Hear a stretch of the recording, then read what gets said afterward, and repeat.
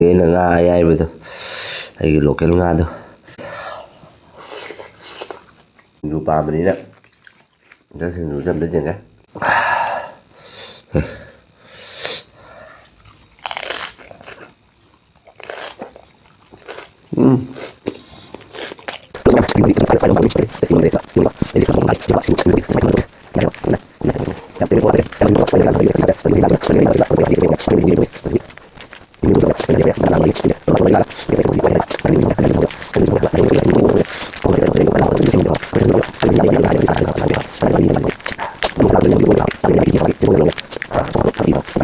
ꯅꯤꯀꯣ ꯃꯌꯥꯝ ꯁꯤꯡꯖꯨꯅꯤ ꯇꯣꯠꯂꯤꯁꯦꯀꯣ ꯃꯌꯥꯝ.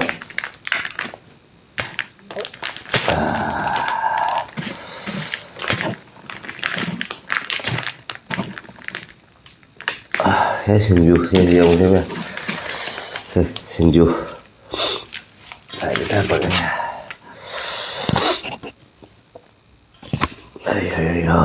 ꯁꯤꯡꯖꯨ ꯂꯣꯛꯁꯨ ꯊꯨꯡꯉꯦꯕ ꯈꯪꯉꯕ ꯑꯩꯁꯦ. ꯑꯗꯨꯗꯤ ꯃꯌꯥꯝ ꯈꯨꯠꯀꯁꯦ ꯍꯥꯝꯗꯤ ꯂꯥꯛꯑꯕꯅꯤ ꯃꯌꯥꯝꯗꯣꯗꯤ ꯍꯩꯖꯤꯜꯂꯒ ꯆꯝꯊꯣꯡꯁꯦ ꯍꯧꯔꯦꯍꯦ. ꯉꯥꯒ ꯑꯌꯥꯏꯕꯒ ꯍꯥꯞꯄꯤ ꯅꯍꯥꯟꯒꯤ ꯑꯩꯅ ꯉꯥ ꯑꯌꯥꯏꯕ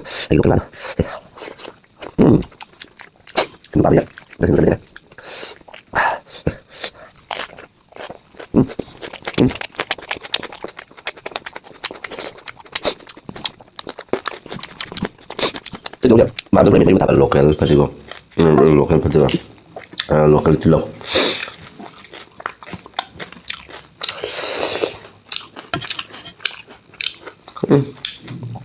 ꯍꯪꯒꯥꯝ ꯃꯇꯝꯅꯤ.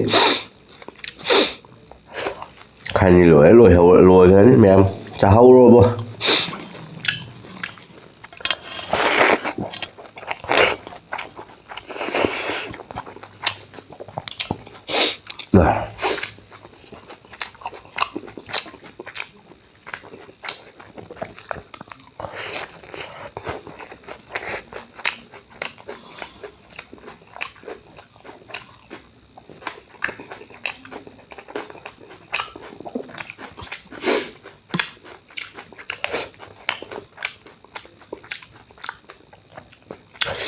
ꯍꯧꯔꯦ. ꯏꯔꯣꯟꯕ ꯊꯨꯝ ꯈꯛꯇꯪ ꯇꯝꯃꯤ. ꯊꯨꯝ ꯑꯝꯇ ꯂꯧꯒ ꯆꯥꯛꯇ ꯁꯔꯨꯛꯄꯨꯗꯤ ꯇꯝꯕꯅ ꯐꯩ.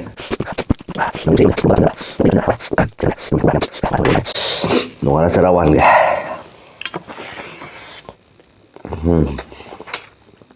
ꯉꯥꯃꯨ ꯍꯥꯞꯄꯤꯃꯤ ꯃꯌꯥꯝꯁꯦ. ꯉꯥꯃꯨꯅꯦꯅ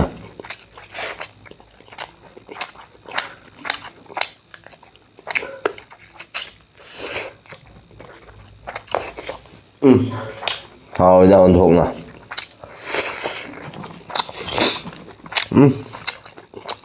ꯑꯦꯛꯁꯤꯗꯦꯟ ꯊꯣꯛꯄ ꯅꯨꯃꯤꯠꯇꯨꯗꯤ ꯑꯩꯈꯣꯏ ꯆꯥꯛꯀ ꯆꯥꯗ꯭ꯔꯦ ꯂꯣꯏ ꯐꯤꯡꯒꯠꯈꯤꯗ.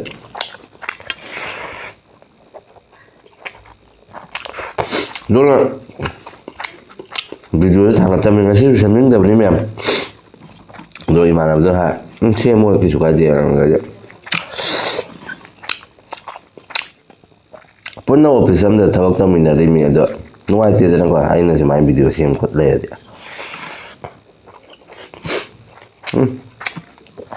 ꯏꯔꯣꯟꯕ ꯍꯥꯎꯔꯦ.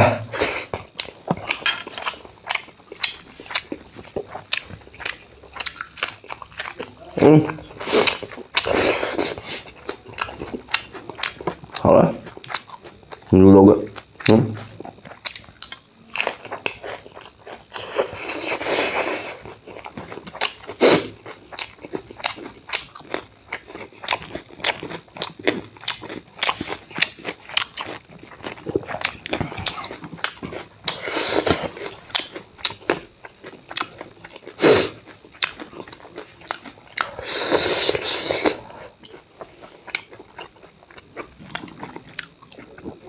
ꯃꯌꯥꯝ. ꯍꯪꯒꯥꯝ ꯃꯇꯝꯗ ꯍꯛꯆꯥꯡ ꯐꯍꯧꯗꯕ ꯃꯤꯗꯣ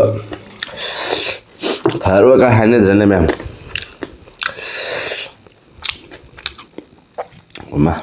ꯃꯨꯜꯂꯦ ꯐꯖꯅ ꯍꯥꯎꯔꯦ.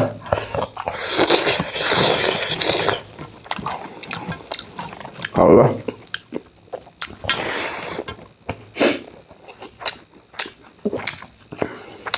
ꯅꯨꯄꯥ ꯃꯥꯟꯕꯤ.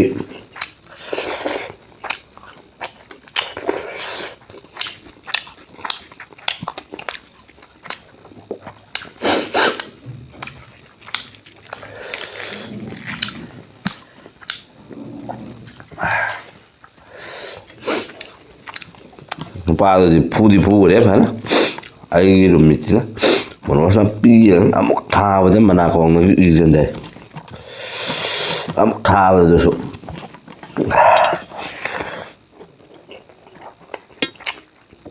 ꯃꯐꯝ ꯆꯥꯅ ꯐꯪꯈ꯭ꯔꯦꯕ ꯀꯥꯗꯣ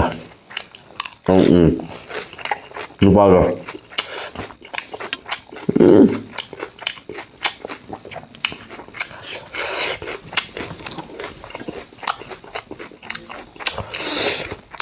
ꯅꯣꯏ ꯁꯥꯏꯠꯇ ꯂꯩꯖꯔꯤ ꯃꯤꯗꯨꯕꯨ ꯑꯗꯨꯝ ꯇꯪꯈꯔ ꯁꯨꯃꯥꯏꯅ ꯀꯛꯑ ꯊꯣꯝꯖꯜꯂꯛꯏ ꯃꯤꯅꯦ ꯃꯌꯥꯝ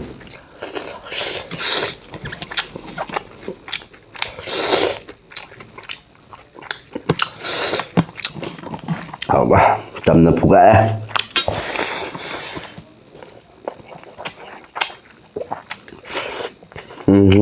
ꯈꯔ ꯍꯥꯎꯍꯧꯗ꯭ꯔꯦ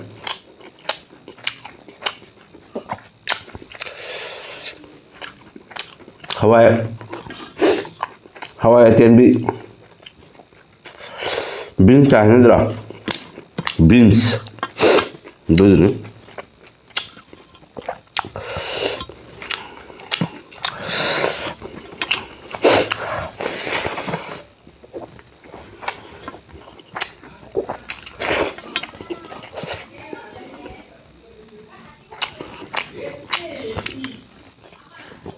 ꯃꯌꯥꯝ ꯉꯁꯤ ꯃꯅꯤꯡꯗ ꯁꯥꯃꯨ ꯂꯥꯛꯏꯌꯦ ꯁꯕꯖꯤ ꯅꯨꯡꯖꯤ ꯊꯥꯏꯌꯦꯕ ꯑꯩ ꯅꯠꯇꯦꯗ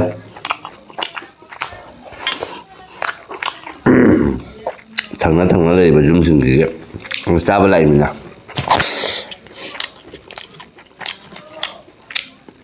ꯁꯥꯃꯨ ꯊꯣꯛꯏꯕ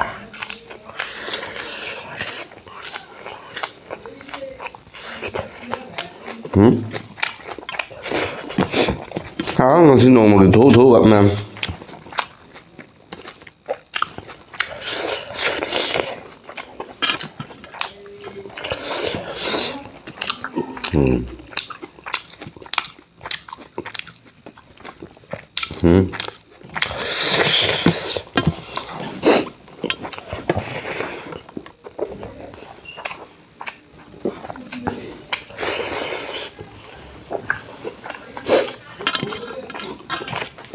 ꯁꯤꯡꯖꯨꯗꯨ ꯈꯤꯇꯪ ꯍꯥꯎꯇ꯭ꯔꯦ ꯃꯌꯥꯝ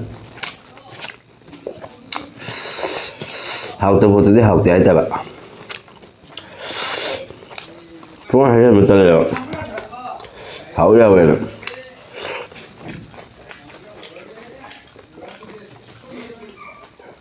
ꯃꯣꯏꯁꯨ ꯁꯥꯃꯨ ꯌꯦꯡꯅꯔꯤ ꯃꯌꯥꯝ ꯑꯩꯅ ꯁꯣꯝꯗ ꯍꯥꯎꯔꯤ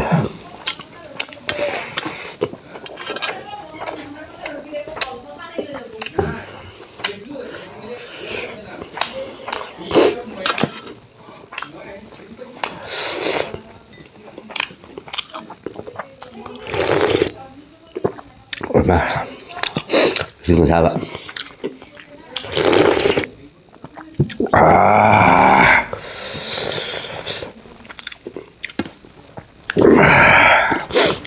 ꯈꯔ ꯃꯩꯁꯤ ꯄꯛꯇ꯭ꯔꯦ ꯇꯧꯏ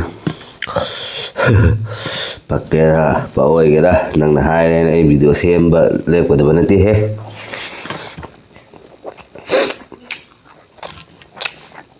ꯏꯅꯥꯎ ꯍꯥꯏꯗꯣꯏꯔꯥ ꯏꯆꯟ ꯍꯥꯏꯗꯣꯏꯔꯥ ꯏꯕꯨꯡ ꯍꯥꯏꯒꯗ꯭ꯔꯥ ꯌꯦꯡꯅꯤꯡꯗꯕ ꯅꯪ ꯌꯦꯡꯉꯨꯅꯨ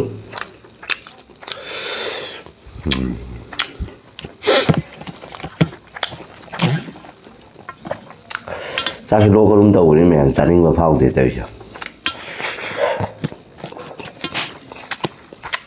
ꯍꯥꯎꯗꯤ ꯌꯥꯎꯔꯦꯕ ꯆꯤꯟ ꯁꯥ ꯈꯣꯠꯅ ꯇꯧꯕꯗꯤ ꯇꯧꯗꯦ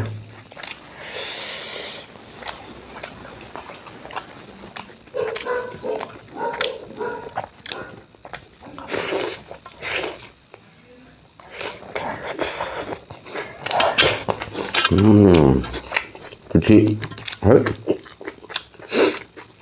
làm puthi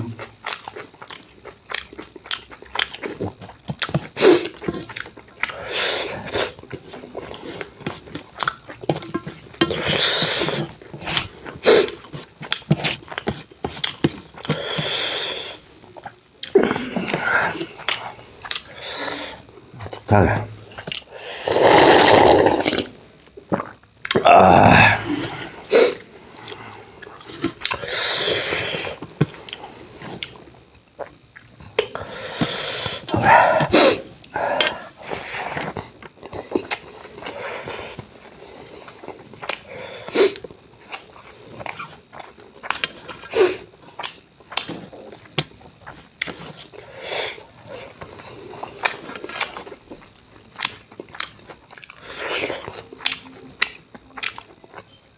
ท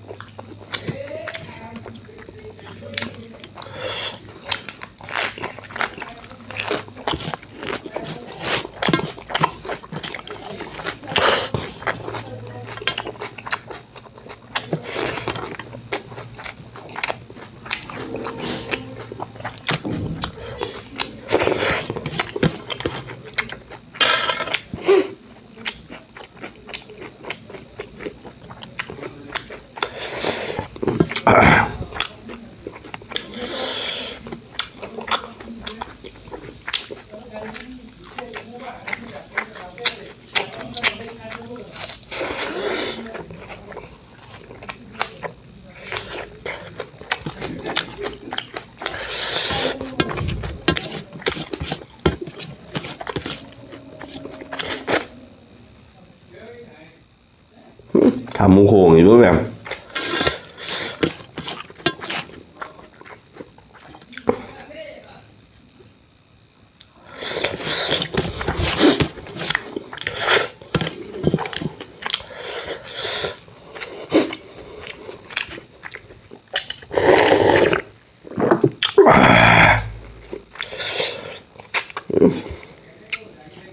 best deh ha ngắm trong tuần đó best đó mình tầm tham mình tầm nó ngắm tầm thôn hay này mi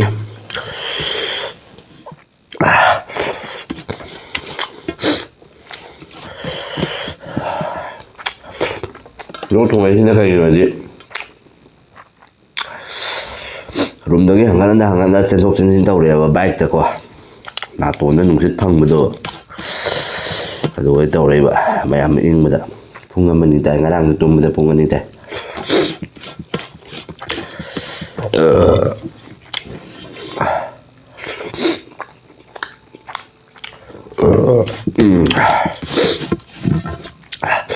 mềm thì ra rồi kìa gia đình mà phong đấy